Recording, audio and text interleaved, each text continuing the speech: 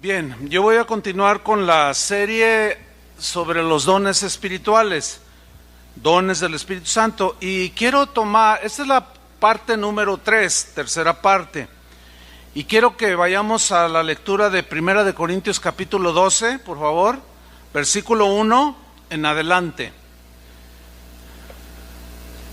Dice así la palabra de Dios: no quiero, hermanos, que ignoréis acerca de los dones espirituales. Pablo está diciendo, yo quiero que los pongan en operación, pero háganlo con conocimiento. No quiero que ignoren nada de cómo funcionan los dones espirituales. Versículo 4. Ahora bien, hay diversidad de dones, pero el Espíritu es el mismo. Y hay diversidad de ministerios, pero el Señor es el mismo. Y hay diversidad de operaciones, pero Dios, que hace todas las cosas en todos, es el mismo. Pero a cada uno le es dada la manifestación del Espíritu para provecho, porque a este es dada por el Espíritu palabra de sabiduría, a otro palabra de ciencia o de conocimiento, según el mismo Espíritu, a otro el don de fe, por el mismo Espíritu, a otro dones de sanidades, por el mismo Espíritu. Y en el versículo 10 están dos de los dones que vamos a estudiar en esta tarde. A otro dice el don de hacer milagros, y a otro el don de profecía. El versículo 10 en la versión al día se lee así, que el Espíritu a otros les da poderes milagrosos. Esa traducción. En la versión Dios habla hoy dice, unos reciben poder para hacer milagros. Digan todos milagros. Ok, esta palabra milagros viene, su etimología griega es dunamis, que se traduce como poder, pero también se traduce por milagros. Bien, esta palabra milagros o los milagros, el poder de Dios, se refiere a las obras cuyo origen y carácter son en Dios, o sea, de origen sobrenatural.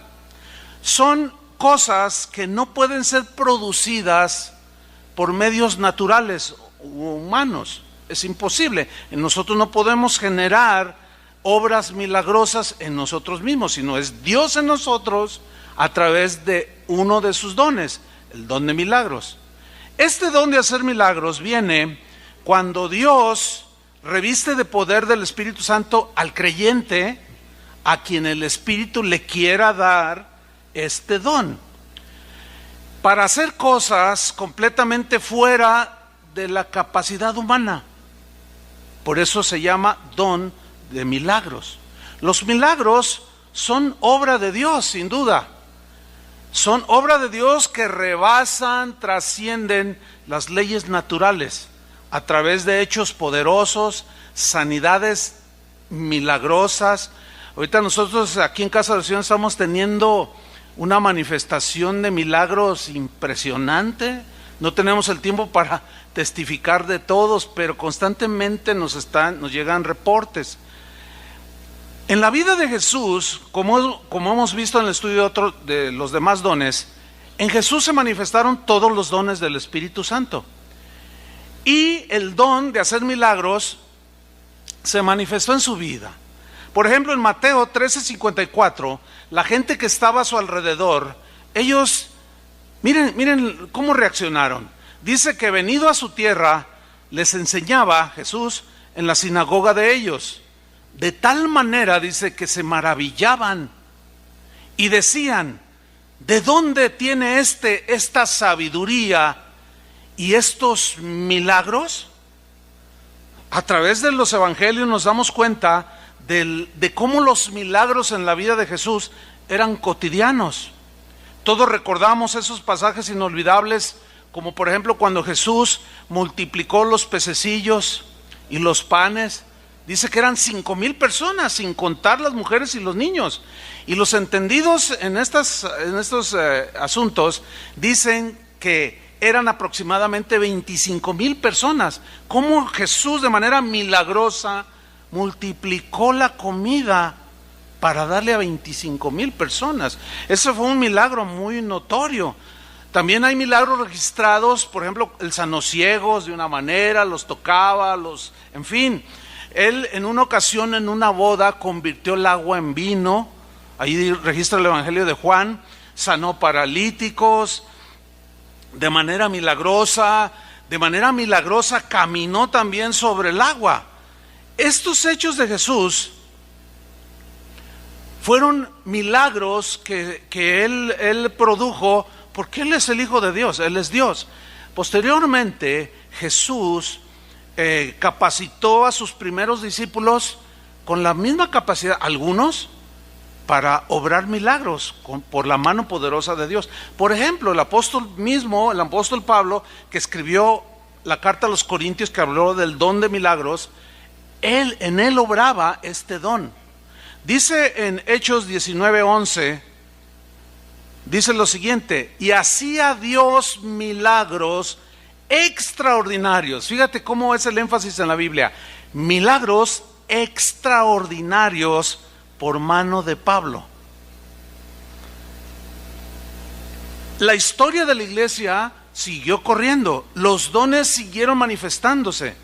En las distintas épocas, a través de la historia de casi 2000 años, los dones se han manifestado, a veces baja la intensidad, a veces sube, pero siempre los dones se han manifestado. Nosotros en Casa de Oración creemos que los dones del Espíritu Santo están vigentes y se siguen manifestando.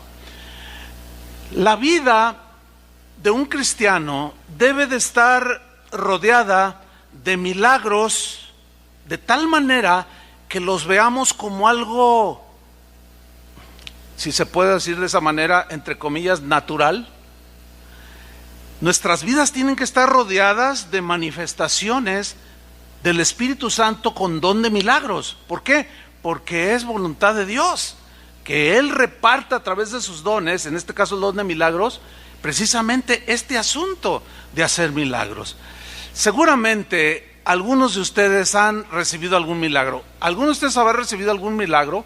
Algo que trasciende las leyes naturales, que rebasa las expectativas de los humanos. ¿Alguien ha recibido milagros así?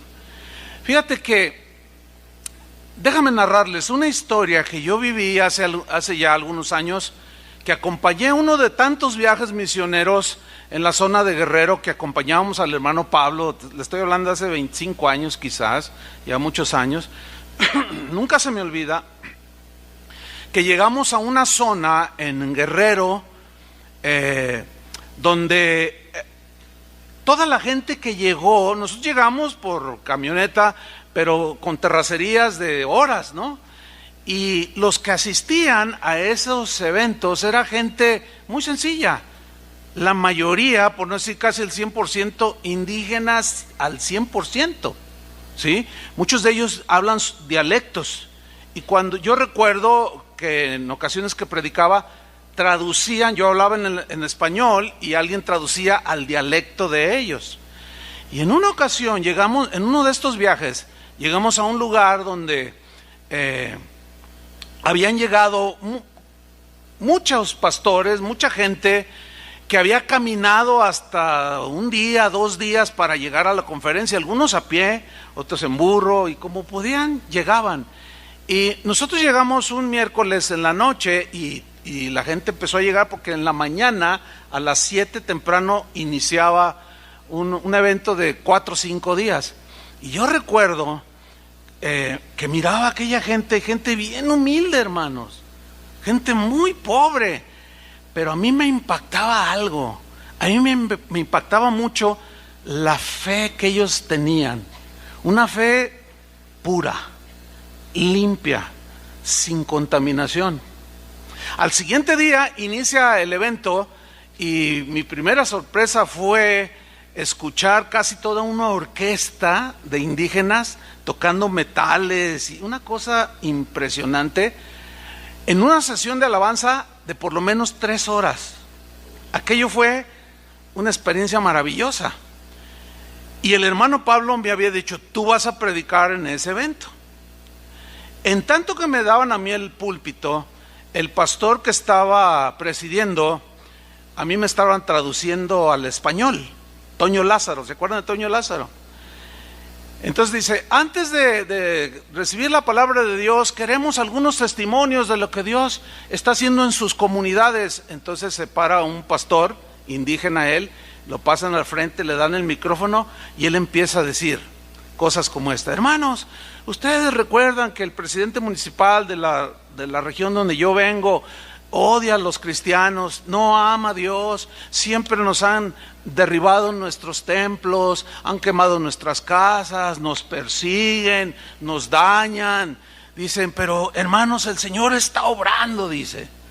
Resulta que la hija del presidente municipal que tanto nos ataca, falleció, murió, y mientras la velaban, dice, alguien llegó y nos avisó. Nosotros estábamos en una reunión de oración, dice, y en esa reunión el Señor nos habló, dice, y a mí me habló en lo personal, de que fuéramos un grupo de hermanos que estábamos allí a orar por la muchacha a quien estaban velando. Y yo, así. Y fuimos, dice. Y cuando llegamos, nos hicimos presentes, el presidente municipal nos miró, pero no alcanzó a reaccionar por el dolor que sentía en su corazón.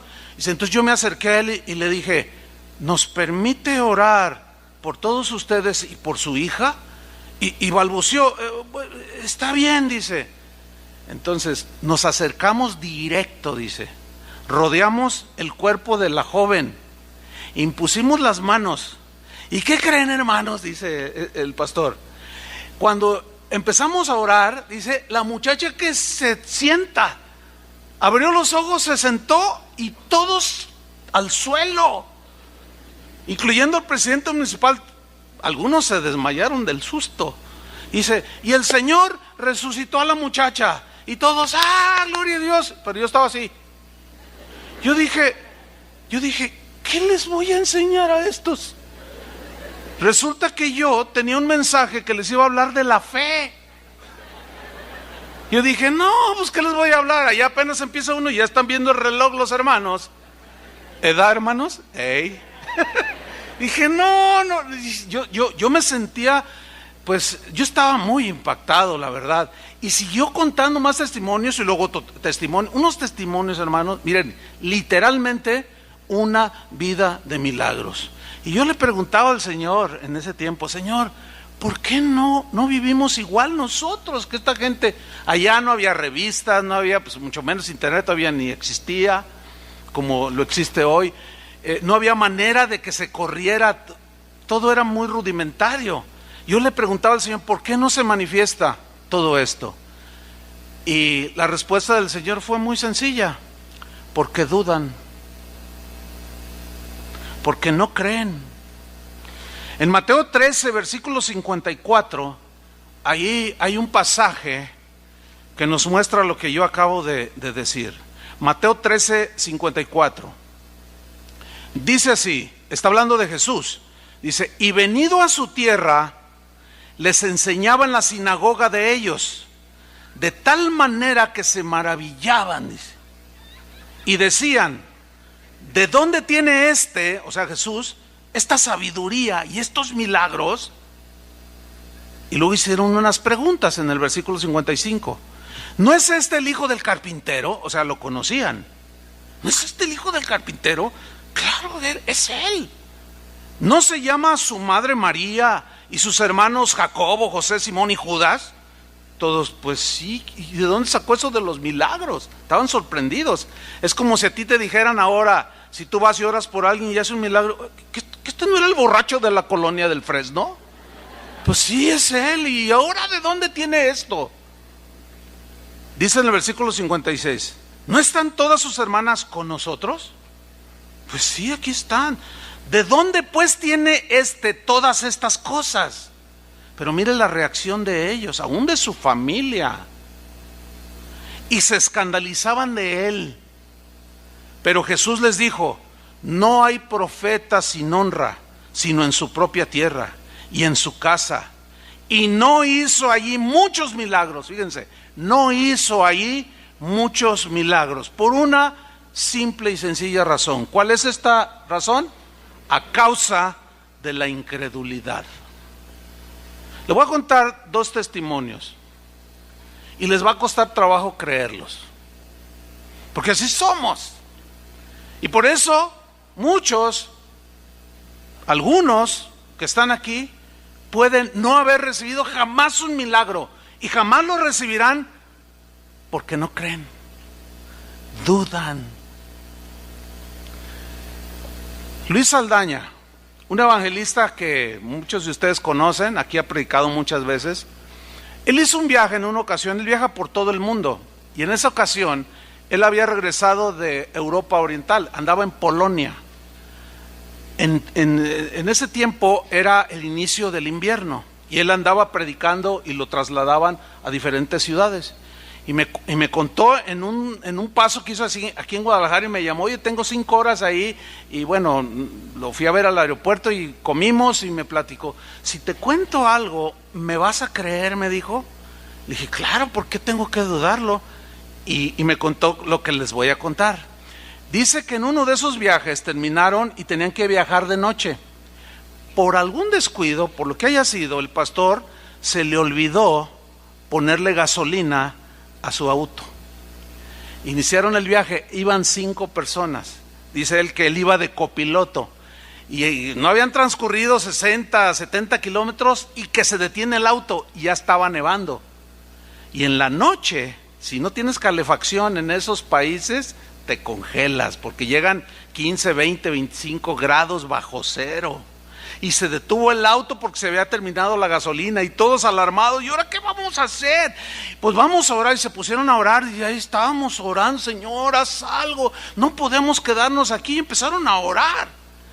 Y dice que el Espíritu Santo le dijo: ve a la cajuela del auto, al baúl, dicen en otros países, y mira lo que está ahí adentro. Bueno, ¿pero qué? Tú ve y mira. Y le dijo al pastor: pastor, ¿me abre por favor la cajuela? Le abrió la cajuela, estaban algunas de las valijas, pero vio que había un galón con un líquido, y lo tomó y era jugo de uva. Y dice, y que el Espíritu Santo le dijo: ahora lo vas a vaciar en el tanque de la gasolina. Y dice: Señor, ¿cómo voy a hacer esto yo? Ahora, acuérdese, yo estaba oyendo eso que él me contó. ¿Un galón de jugo de uva? Dice, entonces: Señor, ¿cómo voy a hacer esto? Hazlo. Voy con el pastor, le digo: pastor, por favor, quítale el tapón de la gasolina. ¿Qué vas a hacer, Luis? Dice: usted hágalo. No, vas a arruinar, vas a estropear mi auto, le dice. Por favor, pastor, esto está como de locos, dice. Pero eso me dijo el Espíritu. Dice: mira, Chuy, le vacié el galón, casi 4 litros de jugo de uva. Nos subimos al auto, le dije: pastor, enciéndalo. Y me miraba: enciéndalo. Lo encendió. Bueno, ese no fue el milagro fue que empezó a caminar. Y ahí no terminó el milagro. El milagro fue cuando el pastor le dice: Luis, mira, mira. Y la aguja de la gasolina empezó a subir. ¿Verdad que algunos están dudando? Sí, a mí me pasó. Ay, pero ¿cómo? Es que eso suena muy... Ay, hermano, ya parece usted los nuevos, esos predicadores que andan hablando de milagros. No, por favor, no me compare. Porque no es el caso. Yo sé que ha habido y seguirá habiendo abusos en los dones del Espíritu Santo. Yo entiendo eso. Yo mismo he debatido y he contradicho esas manifestaciones donde le sacan el dinero a la gente, y el Señor me está diciendo que aquí hay alguien que trae 1,000 pesos y tráigalo aquí porque si no se le van a quemar y cosas así. No es el caso, hermanos. La diferencia está en que nosotros creemos en la manifestación y en la vigencia de los dones del Espíritu Santo. Ese fue un milagro extraordinario, hermanos. Y me dice: ¿puedes creerme? Yo le dije: sí, y la verdad sí lo creí. Porque yo había escuchado otros testimonios. El día de hoy, en diferentes, a través del internet, hay gente que escribe en contra de, ay, sí que la aguja se llenó y luego con jugo de uva, yo sé que van a sacar al rato, ya entró a la onda ese de los milagros, y van a agarrar nada más un pedacito de la parte esa y no agarran todo el mensaje. Pero bueno, de todo hay en la viña del Señor. Pero déjeme contarle otro que se vivió aquí en Guadalajara, Plaza de Toros Nuevo Progreso. Hará un poco más de 20 años de este evento a nivel ciudad. Se convocó a los pastores, las iglesias, invitamos gente por la radio en ese entonces, en fin. La persona que nos rentaba el local donde estaba casa de oración en ese tiempo era una señora que se llamaba Doña Lupe.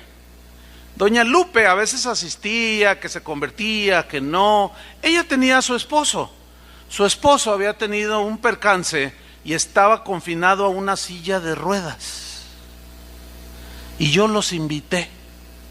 Les dije, vamos a tener una reunión, viene un hermano que tiene dones de sanidades. En ese tiempo no era como hoy. En ese tiempo había más pureza. No había tanto abuso como el día de hoy. Entonces los invité. Y yo recuerdo que llegué a la Plaza de Toros junto con el pastor Toño Ortiz. Y él tenía una cámara de video, pero eran de este tamaño. ¿Se acuerdan de esas super VHS? En un casetota de este vuelo, del tamaño de mi iPad, así gruesote. ¿Los recuerdan? Le dije, y graba, Toño, porque yo creo que Dios va a hacer muchos milagros. Y sí, ella andaba con su camarota. Y empieza la reunión y empieza la oración por los enfermos.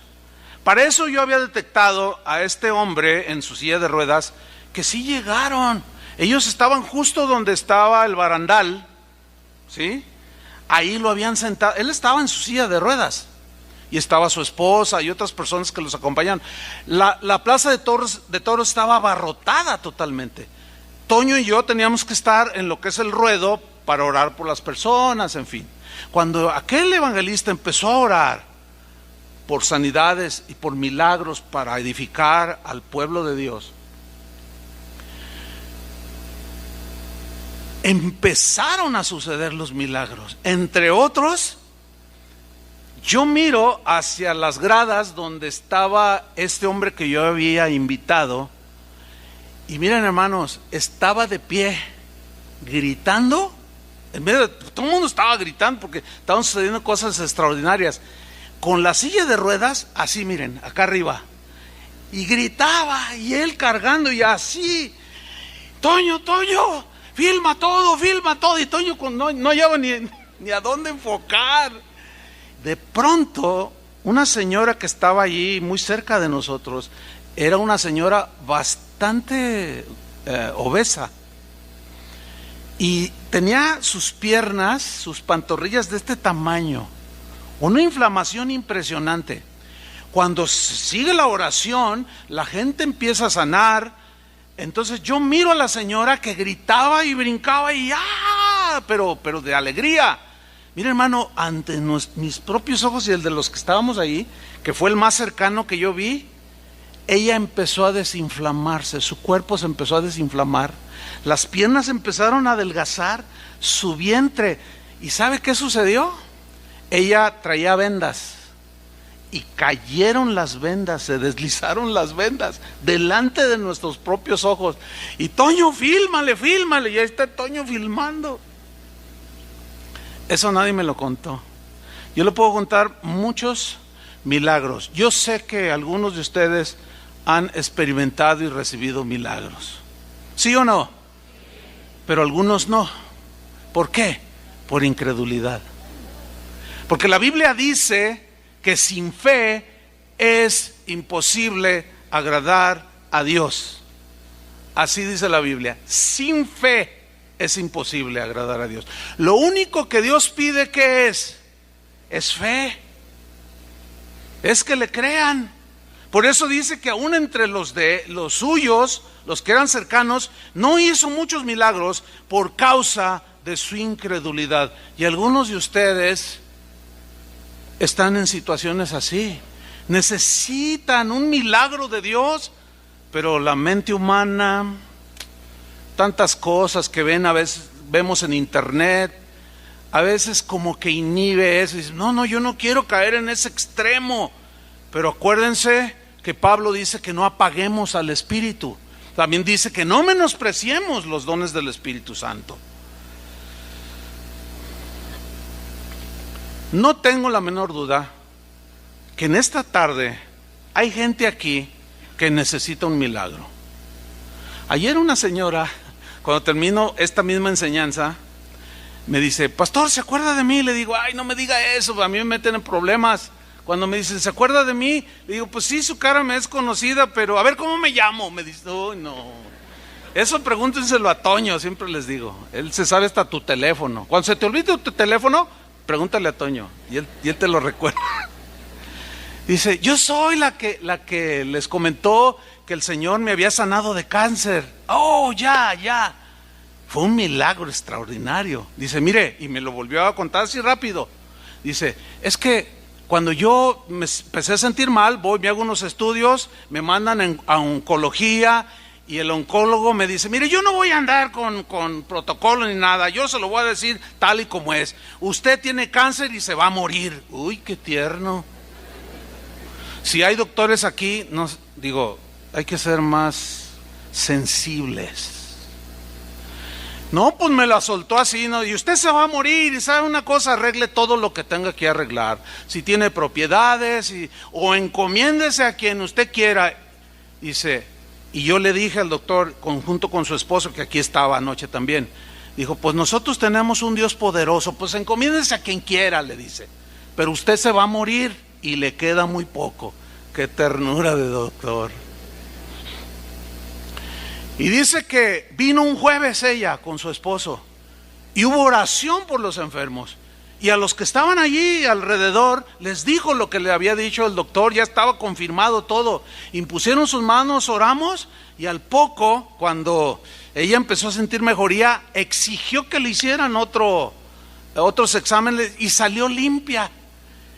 Entonces anoche me decía, pastor, que ese milagro, dice, mira, estoy totalmente limpia, pero hermano, necesito otro milagro. Oh, claro, ella con toda confianza se acercó. ¿Por qué? Porque imagínate, haber sido sanada de cáncer. Le digo, ¿y ahora qué necesita? Pues es con mi hijo, y ya me cuenta la situación.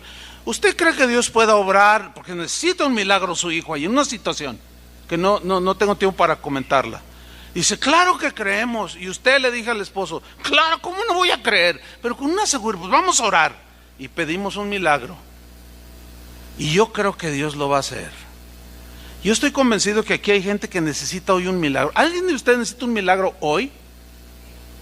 Mire, usted tiene una gran ventaja. No le vamos a cobrar, no le vamos a sacar el dinero, no le vamos a pedir propiedades, no le vamos a pedir nada. Solamente le vamos a pedir lo que el Señor le pide.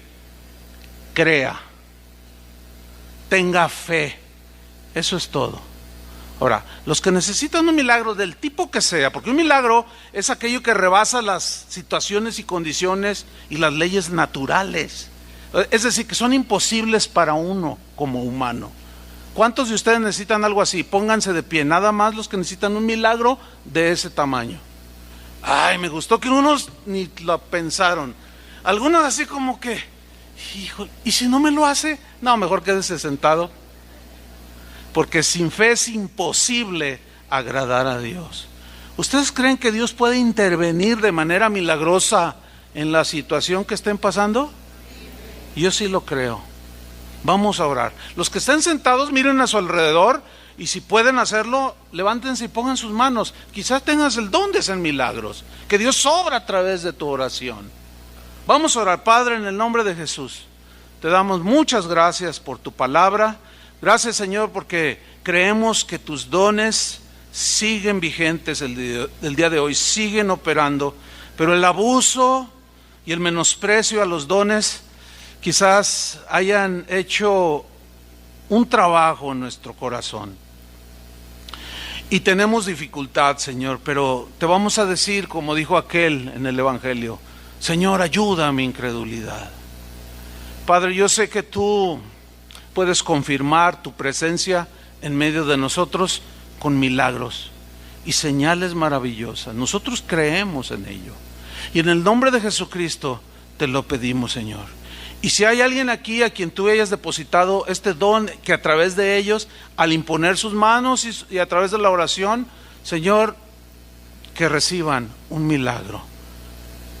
Y nosotros estaremos eternamente agradecidos, Señor. Sabemos que todos los dones operan, nos bendicen, nos edifican y son bienestares temporales, sí, pero los necesitamos, Señor. Necesitamos que tú obres a favor de mis hermanos que necesitan un milagro. En el nombre de Jesucristo. Amén. Dele un aplauso al Señor, Él lo merece. Claro que sí.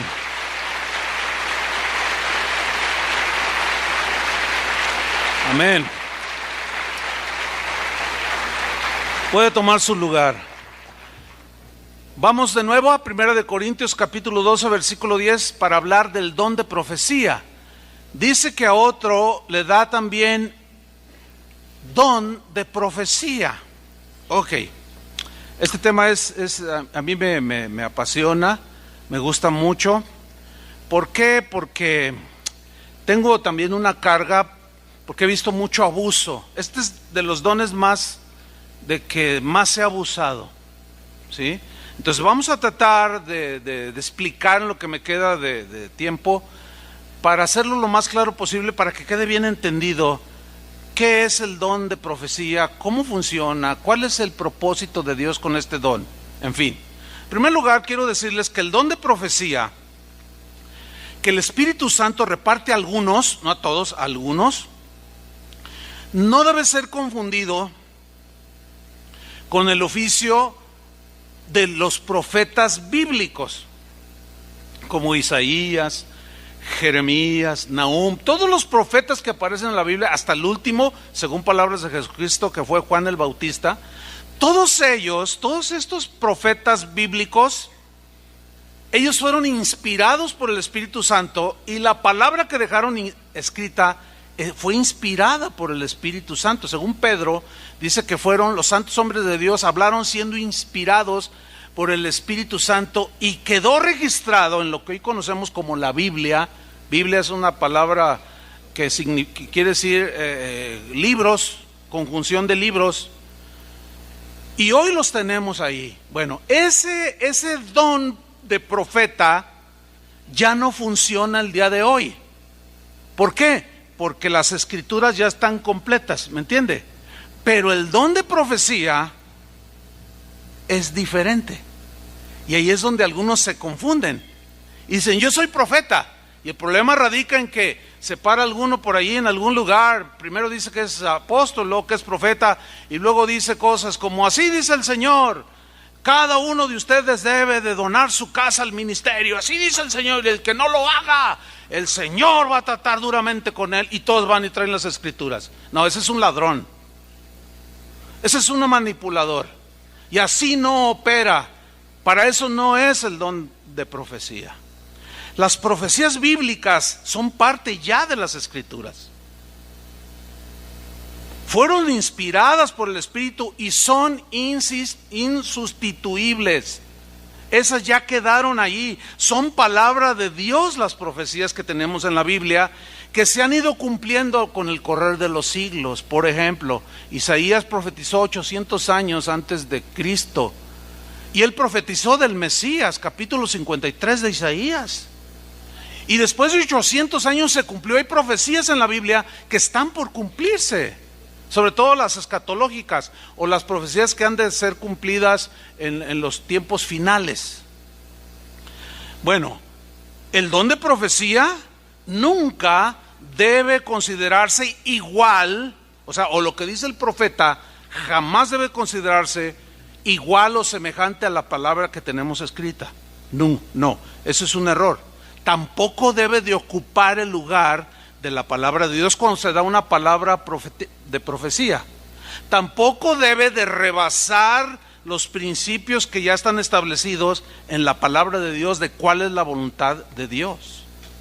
El peligro y el problema se genera porque el don de profecía, que ya no es igual como el de los profetas, repito, Sin embargo, el don que da el Espíritu Santo de profecía sí contiene un nivel muchísimo más abajo que puede mirar hacia el futuro, pero nunca para establecer doctrinas, nunca para manipular a la gente, siempre es para advertir a los hijos de Dios, para guardarnos de algún peligro, para hacer algo, como en el caso de Luis Aldaña, que sin duda, bueno, él como evangelista opera continuamente en estos dones.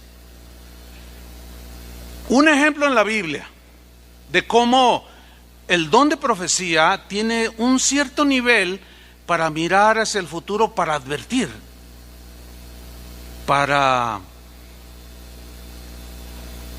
que anticipemos situaciones y saber qué hacer. Un ejemplo, Hechos 11:27, vaya conmigo o véalo en la pantalla. Hechos 11:27. Dice: en aquellos días, unos profetas, hay una versión que dice, unos que tenían don de profecía, descendieron de Jerusalén a Antioquía. Ahí van, ¿verdad? Y levantándose uno de ellos, llamado, ¿cómo se llamaba? Agabo. Así se llamaba este hombre, este cristiano, que tenía el don de profecía. Les llamaban profetas, sí, pero ya no como los profetas de la Biblia. Quedó claro eso. Y este hombre llamado Agabo, fíjate la frase que viene a continuación, daba a entender, era un grupo de cristianos ahí reunidos, daba a entender por el Espíritu, o sea, a través del don profético que el Espíritu había puesto en él, daba a entender que, aquí está el elemento profético de algunas cosas del futuro, que vendría una gran hambre en toda la tierra habitada. Y él profetizó. No dice las palabras que dijo, pero dice que por el Espíritu daba a entender y la gente tenía que discernir. Pero luego Lucas, que escribió el libro de los Hechos, dice, la cual, esa hambruna, sucedió en tiempo de Claudio. O sea, cuando él escribe el libro de los Hechos, ya había sucedido eso. Él nada más está narrando los hechos de los apóstoles. Y esa profecía, esa palabra profética se cumplió en los tiempos de Claudio, dice. Ahora aquí a mí me surgió una pregunta mientras estudiaba esto. Pero ¿cuál fue el propósito de este evento? ¿Para qué el Espíritu, por medio de un profeta y el don de profecía, les dijo que iba a venir hambre? Pues la respuesta la encontré cuando seguí leyendo en el versículo 29. Ahí está la respuesta de cuál fue el propósito. Entonces los discípulos que oyeron la palabra profética, cada uno, o sea, fíjate cómo dice cada uno, o sea, todos, conforme a lo que tenía se refiere a recursos materiales. ¿Me están siguiendo? Ok. Entonces, cada uno conforme a lo que tenía en los bolsillos o en el banco debajo del colchón, qué sé yo, o el billete en el calcetín, bueno, no se usaban en ese tiempo. Fíjese, ese conjunto de cristianos oyeron la palabra profética, la creyeron, la discernieron, creyeron que ese Agabo era un hombre genuino de Dios y determinaron enviar socorro a los hermanos que habitaban en Judea. ¿Qué hicieron? Sacaron de sus bienes. Todo fue por una palabra profética de que vendría una hambruna. Y ellos obraron en esa palabra profética. Quiero repetir y reiterar, el abuso de este don ha provocado muchas desilusiones, muchas críticas, muchas son justificadas de gente abusiva de este don. Una señora que asiste aquí casa de oración me dijo, fíjese, yo vengo de una iglesia donde llegó un predicador y dijo, no, así dice el Señor, que me regales tu casa. Usted, señora, que regáleme su casa. ¿Y qué hizo, hermana? Pues se la regalé, le traje las escrituras. Esos son ladrones metidos entre nosotros, que manipulan a las ovejas y las despojan. No estamos hablando de lo genuino. porque también los siervos de Satanás y muchos falsos andan por ahí imitando. Pero aquí estamos hablando de algo que la Biblia está registrando, un elemento profético allí, con un nivel sobre eventos que vendrían. Hace como 20 años, no sé cuántos, no tengo el registro, hubo un magnicidio aquí en México. ¿Saben a quién me refiero? Fue asesinado el entonces candidato a la presidencia de la República de México, el señor Luis Donaldo Colosio. ¿Ustedes recuerdan a ese candidato? Hay gente joven aquí que estaban niños, yo creo, hace ya bastante tiempo de eso. Ese asesinatos, ese tipo de homicidios se consideran magnicidios, porque son por las consecuencias que acarrean. Bueno, Adrián, que es de todos conocido, aquí está Martita, él ahorita anda en un viaje misionero, anda aquí en Talpa haciendo su peregrinaje. No fue a predicar. ¿Verdad, Martita, que fue a predicar allá? Él, dos meses antes del magnicidio, llegó a mi oficina y yo lo noté nervioso. Él traía una hoja de papel en sus manos. Yo le dije, ¿qué pasó, Adrián? Es que estaba orando y Dios me habló, pero es que no, dime, ¿qué pasó? Y como Adrián es un hombre que tiene ese don, dice, es que Dios me dio una palabra. Y dije, bueno, pues, y compártemela. Pero lo que me dijo me dejó sin palabras. Me dijo, es que el Señor me mostró que van a asesinar a Luis Donaldo Colosio. Lo van a balacear, me dijo. Y yo estaba sentado y él estaba de pie así, y con su hoja aquí en la mano. Entonces yo me recargué así en mi sillón y le dije, ay, Adrián, le soy sincero, me pasó lo mismo que a usted. Dudé. Es que no es fácil esto. Yo le dije, oye, pero sí, yo sé, me dijo, pero fue claro y yo conozco al Señor cuando me habla. Y le dije, bueno, mira, está bien. Yo dentro de mí no se lo dije, pero dije, ay, como es de buen comer, yo dije, se haber comido 85 tacos anoche y ahorita ya está que van a matar a Luis, y luego especificando que lo iban a balacear. Entonces yo le dije, bueno, está bien, pero así que le dije, escríbemelo. Y me dice, aquí lo traigo ya escrito. Y era la hoja que traía en la mano y me la entrega. Y yo la tomo y la leo. Y ahí estaba clarísimo. Yo le dije, bueno, ya ves, uno de los parámetros es, si viene de Dios, pues se va a cumplir, y si no, pues simplemente cenaste muchos tacos. Y la guardé ahí en mi escritorio. Pasa un mes y medio, y un día yo estaba en mi casa, y alguien me llamó. Me dijo, pastor, ¿ya se dio cuenta de lo que acaba de suceder? Le digo, no, ¿qué pasó? Prenda la televisión, esto es algo que va a traer mucho daño al país. ¿Qué pasó? Y no me quiso decir, prenda la televisión. Yo tomo el control, prendo, justo en el momento en que están ingresando a Luis Donaldo Colosio al hospital, se ve todo ensangrentado. Al poco yo me quedé viendo la televisión, al poco sale alguien ahí y dice, Luis Donaldo Colosio, candidato a la presidencia de la República Mexicana, ha fallecido. Mira, hermano, cuando yo escucho eso, y ya para entonces estaban repitiendo que habían grabado la escena, cómo lo balacearon, que es de todos conocida, yo me quedé, ahora sí que como momia de Guanajuato, me quedé frío así. Yo dije, tuve que reconocer que yo había dudado, sabiendo que Adrián tiene testimonio, no de ahorita, ni de 5, ni de 15, ni de 20, 30 y tantos años, hermano, poseyendo un don profético. Yo tengo allí palabra que Dios le ha dado para mí en lo personal, para la iglesia, y todo se ha cumplido al pie de la letra. Tiene un don evidente, pero lo impactante fue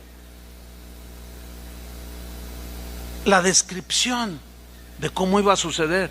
Ahora, ¿cuál fue el propósito de por qué el Señor le reveló eso. Y ahí sí, no fui sensible yo como pastor, pero el propósito era que intercediéramos por el país. Sí había reuniones de oración en ese tiempo y sí nos reuníamos por el próximo, a orar por el próximo presidente. Yo no tengo, por otro lado no tengo la menor duda de que muchas oraciones fueron recibidas por el Señor. Y no sucedió, y de algo sirvieron para que México no cayera como han caído otros países. Por eso se llama magnicidio, porque trae tanta afectación por el personaje. Y yo no tengo duda de que el Señor avisó a sus profetas. Cuando el terremoto, hermanos, del 80, ¿y qué fue allá en la Ciudad de México? 85 fue, ¿verdad? Mire, estábamos en una población en Michoacán, se llama, ¿cómo se llama? Bueno, ahorita se me fue, a ver si me acuerdo ahorita. Un mes antes de este terremoto, y se nos acercó una hermanita bien humilde, bien sencilla, y dijo: hermanos, Dios me habló y yo lo escribí y me dijo que se los diera a ustedes. ¿Saben qué describía ahí, hermanos? El terremoto de la Ciudad de México. Y decía que en la Ciudad de México iba a haber un gran terremoto, y nosotros nada más nos miramos. Pero por incredulidad, hermanos, por incredulidad no recibimos ni la protección, ni el avance, ni la bendición que Dios reparte a través de los dones que Él ha depositado en algunos de nosotros. Hay otro ejemplo en la Biblia, Hechos 21:8. Vaya conmigo. Aquí está involucrado el apóstol Pablo, y este ejemplo está muy ilustrativo de muchas cosas. Vamos a leerlo. Dice: al otro día, saliendo Pablo y los que con él estábamos, está diciendo Lucas, se está incluyendo, fuimos a Cesarea. Y entrando en casa de Felipe, el evangelista, que era uno de los 7 diáconos de Hechos capítulo 6 que eligieron, ustedes recordarán el pasaje, posamos con él, o sea, se quedaron ahí en su casa. Miren lo que dice el versículo 9. Felipe, tenía 4 hijas, doncellas, o sea, vírgenes, que profetizaban, que tenían, dice otra versión, el don de profecía, que Pablo habló a los corintios. Estas doncellas, dice, profetizaban. Versículo 10, y permaneciendo nosotros allí algunos días, descendió de Judea un profeta llamado Agabo, el mismo que predijo la hambruna. Versículo 11, quien viniendo a vernos, fíjense lo que hizo, tomó el cinto de Pablo, con el que se ceñía su túnica, y atándoselo, no eran cintos como estos, eran unas franjas de tela que ceñían la túnica. Dice, tomó el cinto de Pablo y atándose los pies y las manos. Esta es una situación un poco así, podríamos decir hasta grotesca. El mismo profeta llega y se amarra las manos con los pies. ¿Cómo se vería aquella escena? Bueno, de este pasaje se toman algunos para hablar de lo que algunos nombran como actos proféticos. Yo quiero mencionar lo siguiente: los actos como este que estamos leyendo vienen de Dios, hermano. No es algo que surge de mí para que haga algo Dios, no. De ahí se ha derivado mucho abuso, que vamos a hacer un acto profético, vamos a darle 7 vueltas a la Catedral de Guadalajara, al 7º día vamos a gritar y se va a caer, y todavía sigue ahí. Hicimos un acto y hacen brujería y media, porque son cosas que surgen de ellos, por lo que hacen y cómo lo hacen, y aparte, cómo le sacan el dinero a la gente. Este no es el caso aquí. Aquí estamos hablando de un profeta llamado Agabo, probado. Ahora vamos a ver qué sucedió. Él se amarra de pies y manos y dijo, versículo 11, fíjense lo que dijo: esto dice el Espíritu Santo. Está profetizando, hermanos. Va a tener un elemento de un nivel de predicción de algo que va a suceder. Y dice, esto dice el Espíritu Santo: así atarán los judíos en Jerusalén al varón de quien es este cinto, o sea, de Pablo, y le entregarán en manos de los gentiles. ¿Cuál fue la reacción de los que estaban oyendo? Al oír esto, le rogamos nosotros a Pablo, le rogamos a Pablo nosotros, y los de aquel lugar que estaban reunidos le rogaron a Pablo que no subiese a Jerusalén. El Señor te está hablando, te está previniendo para que no te maltraten y quizá te maten, Pablo. No vayas a Jerusalén, le dicen. Y el Señor te está advirtiendo. Entonces Pablo respondió, miren la respuesta de Pablo: ¿qué hacéis llorando y quebrantándome el corazón? Noten que el apóstol era muy amado por la gente de ese tiempo. Y llorando le dijeron, Pablo, no vayas, te van a matar, te van a maltratar, no vayas. Y Pablo les dice, ¿qué hacéis llorando y quebrantándome el corazón? Porque yo estoy dispuesto no solo a ser atado, dice, mas aún a morir en Jerusalén por el nombre del Señor Jesús. Pero aquí surge una pregunta: ¿por qué, si el Espíritu Santo le estaba previniendo a través de una palabra profética que eso le iba a suceder si iba a Jerusalén, por qué Pablo accedió a ir a Jerusalén? ¿Saben por qué? La respuesta está en la misma Biblia. Cuando él se convirtió, el Señor habló a uno de sus siervos llamado Ananías. ¿Recuerdan el pasaje?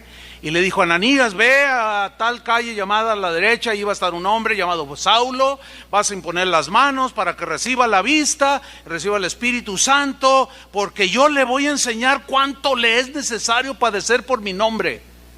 Ese es el que nos maltrata, Señor, tú no digas nada y ve. Ananías fue, pone las manos, recibe la vista, y a partir de ese momento Pablo supo que algún día terminaría como un mártir de Jesucristo. Entonces, ¿cómo entendió Pablo esta palabra profética? El Señor le estaba recordando lo que ya le había dicho cuando se convirtió, para que preparara su corazón. Él ya sabía lo que le iban a hacer, pero las emociones entran ahí y le dijeron, Pablo, no vayas, por favor, ¿qué vamos a hacer sin el apóstol Pablo? ¿Qué están lloriqueando? ¿Qué están molestándome, quejándose y quebrantándome el corazón? Yo estoy dispuesto, dice, no solo a ser atado, sino que me maten, dijo. Y mira lo que dice en el versículo 14. Y como no le pudimos persuadir,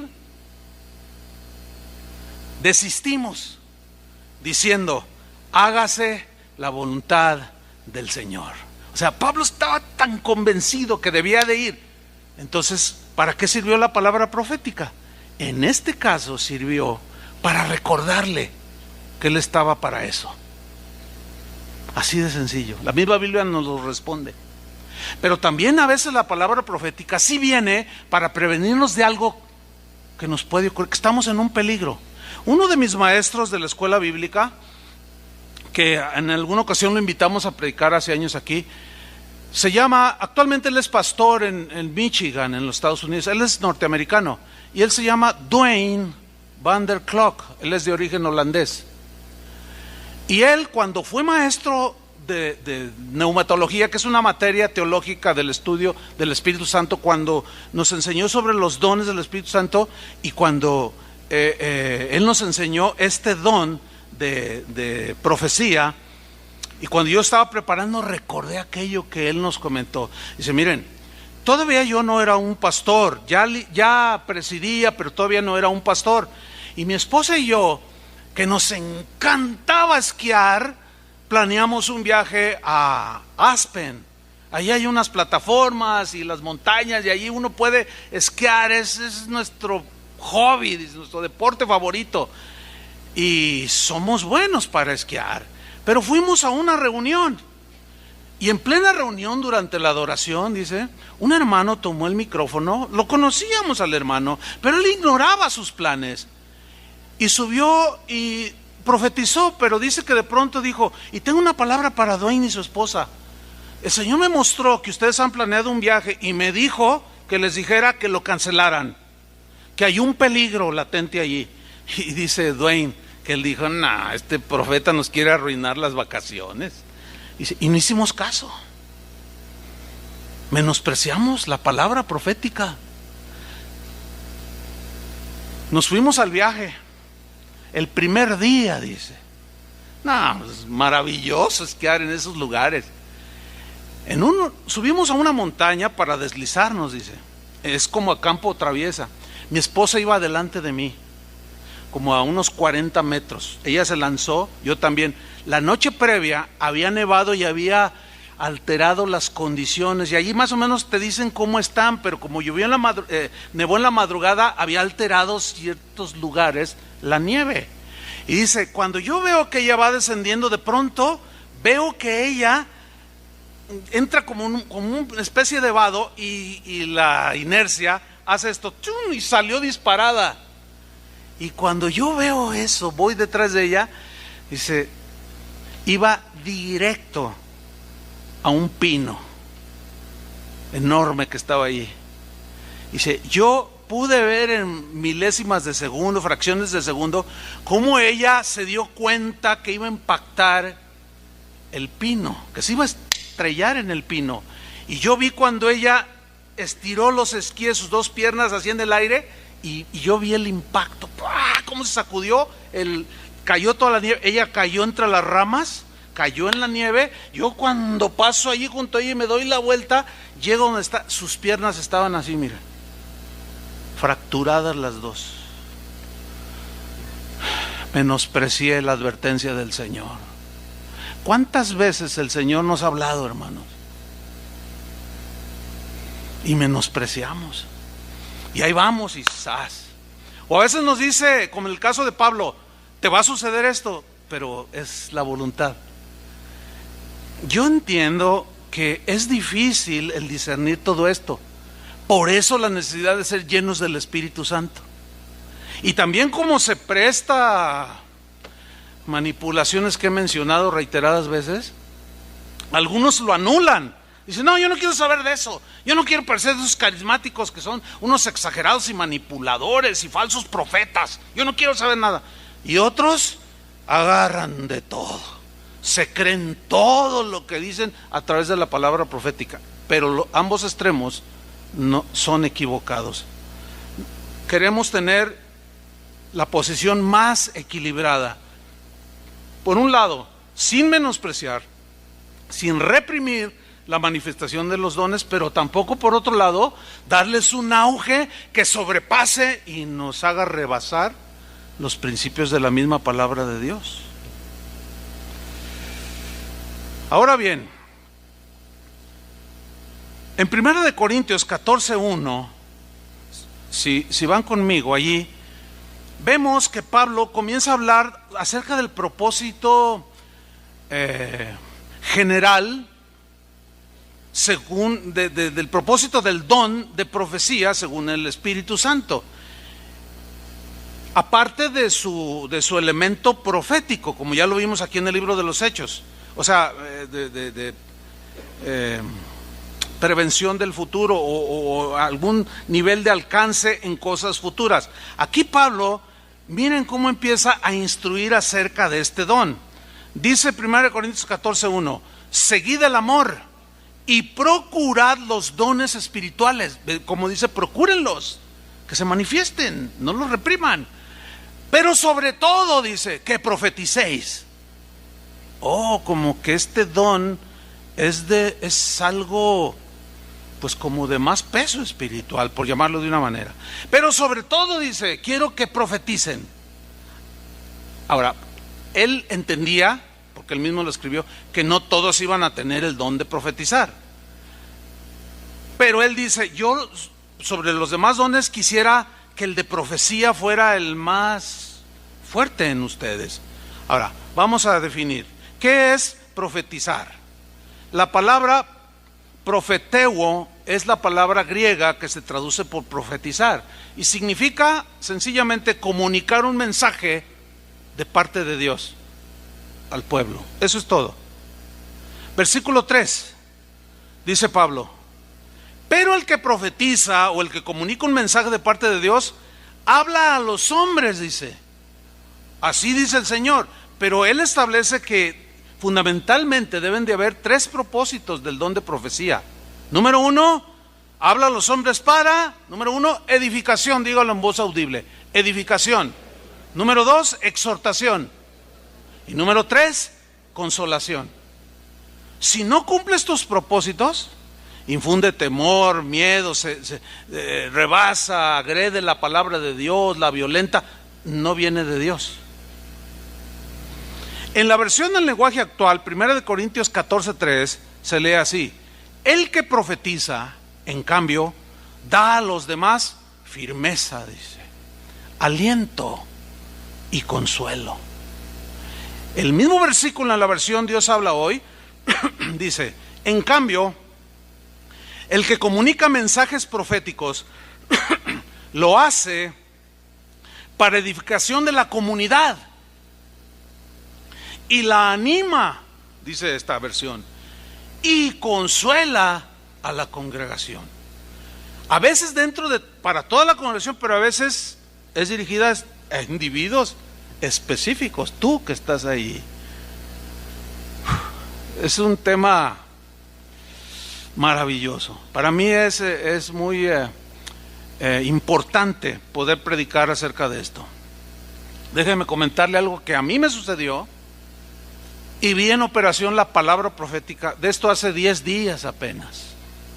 ¿Cómo operó? ¿Qué sucedió? Bien, resulta que yo estaba en meditación, en oración, y yo me sentía muy cargado, con muchas cosas que solucionar, decisiones que tomar.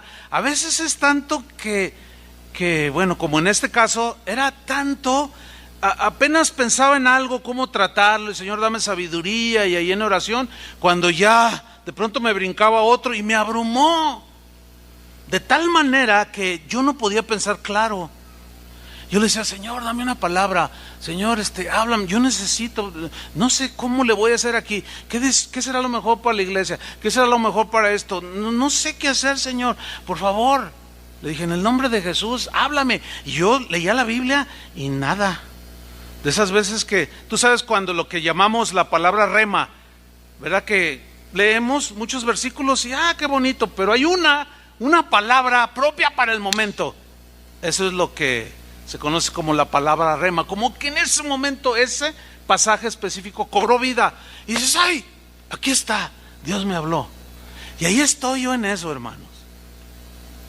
Y me levanto allí de donde yo estaba, y de pronto mi celular hace un sonido, el característico cuando un mensaje de WhatsApp entra. Y cuando estoy así no suelo intercalar eso, contesto después, pero tuve un impulso de hacerlo. Y tomé mi celular y lo abrí. Era un pastor de Argentina que me dijo: pastor, yo estaba orando y Dios me puso carga por usted y me dio una palabra para usted. Y él me dice lo que el Señor quería darme, pero me dijo claramente: dale estos 2 textos, mándaselos al pastor Chuy. Cuando yo leo esos textos, aparte de lo que me había dicho, mira, hermano, fue como si ahorita a usted le regalaran un tejuino bien helado. Tejuino. Me van a preguntar: ¿qué es un tejuino, hermano? Pues es una bebida de acá, bien sabrosa. Bueno, a mí sí me gusta. Ay, fue como un bálsamo. Mire, fue tan maravilloso eso que recibí. Sentí como Dios, por una palabra profética operada a distancia por un pastor que también estaba en oración, y vino la respuesta que yo estaba esperando. Pero allí no terminó el asunto, porque mientras yo estaba allí, gracias Señor, esto es, oh Señor, y alabando a Dios, y entra otro, era otro pastor, pero de Estados Unidos, y lo abro y me dice: pastor, dice, Dios me está dando una palabra para usted. ¿Qué cree? Eran exactamente los mismos 2 versículos que me había mandado unos minutos antes el pastor de Argentina. ¿Coincidencia? Por favor. Yo dije, no, Señor. Y estaba yo ahí todo regocijado y bien contento. Y mi mente se aclaró. Voy a hacer primero esto y esto, lo voy a tratar de esta manera. No, aquello era maravilloso, hermanos. Me consoló, me animó, me fortaleció. Pero allí no terminó el asunto. Porque un pastor de aquí de México, justo cuando estoy también allí, entra, lo abro. Hermano, yo tengo aquí en mi celular los 3 mensajes. Exactamente los mismos 2 versículos, 3 pastores. ¿Qué le parece a usted? Dios ministrando, en este caso ministrándome a mí, que soy responsable de un ministerio, de una manera maravillosa, a través del don profético. Yo creo en esa operación, hermanos. Ahora, como hay riesgos en esto y abusos, yo quiero hablarles en lo que resta de mi tiempo, cómo juzgar o cómo discernir el don de profecía o las profecías. En primer lugar, la profecía que se proclama a través del don del Espíritu Santo debe ser juzgada. Digan todos, juzgar. Juzgar significa discernida, comprendida, entendida, así como Pablo entendió. Pero juzgar no es de criticar, sino de discernir. Primera de Corintios 14:29, ahí Pablo lo escribió, dijo: asimismo, los profetas o los que tienen don de profecía, hablen 2 o 3, o sea, en orden, 2 o 3. Yo he estado en lugares donde una vez estaba yo predicando así como ahorita, y nunca ha sucedido en casa de oración esto que voy a contar, pero me ha sucedido en otros lugares donde quizás no hay la enseñanza que nos mete al orden. Yo estaba predicando, de repente alguien allá, en un extremo, dijo: así dice el Señor, yo amo a mi pueblo, y empieza a dar una palabra pues que sonaba bien, de consolación, de exhortación, pero yo le dije: espérate, hermano, espérate, es que yo estoy predicando. No, es que el Espíritu dice así. Entonces yo le dije al pastor en el micrófono: pastor, mete orden.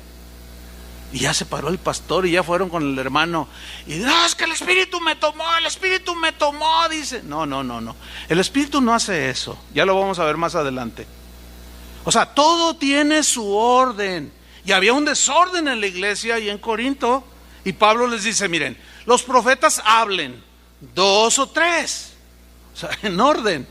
Y luego añade una frase: y los demás, que son la asamblea, ¿qué hagan? Díganlo fuerte. Juzguen, o sea, disciernan lo que está diciendo el profeta o el que tiene don de profecía. Ahora, ¿por qué debemos discernir? La respuesta es muy simple. Porque en el don de profecía, como en los demás dones también, participa el elemento humano. Dios no se equivoca, pero nosotros sí. Y nosotros podemos hablar de nuestro propio corazón. Podemos hablar de nuestra imaginación o de motivaciones escondidas y perversas. Por eso es que tenemos que discernir. De esa manera evitamos que nos manipulen a través de un supuesto don de profecía. ¿Me estoy explicando? Y así estaremos evitando que alguien abuse. Pero cuando no entendemos los principios que nos enseña Pablo en este caso, somos muy manipulables, y más a través de este don que es pues muy espectacular. Yo les comenté en una ocasión que cuando estábamos en el anterior lugar, estábamos en la adoración. Yo estaba dirigiendo la alabanza en ese tiempo, todavía dirigía. Y en la adoración, una hermana de la congregación que había dado palabra en tiempos anteriores, buenos mensajes proféticos de don de profecía, consolaba, etcétera, pero pues le soltamos el micrófono.